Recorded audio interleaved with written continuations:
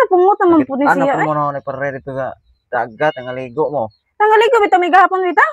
Unsag mga ligo dai may unsa daay na ana. Wa ko ninyo dalha. Ha? Wa ko ninyo dalha.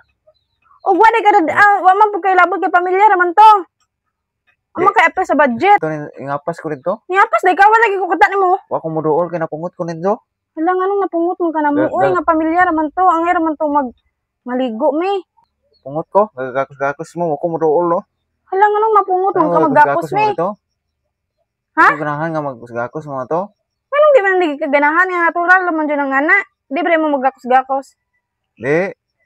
Unsa nga nang masuko man ka na mo? Di ko musugot nga maggakos mo ni pare.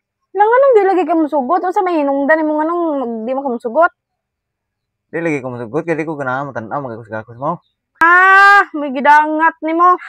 Tan-aw no gakos mo wala nang kumudayon og duol kay napungot mo. Lamian ta bunon oy. Ayun tanaw. Ang makasuguan mo tanaw na mo. Mora man ay giaray nimo dire. Kay niingon ka nang pungot ka. Oo. Hala Ginoo pagpuyo oy.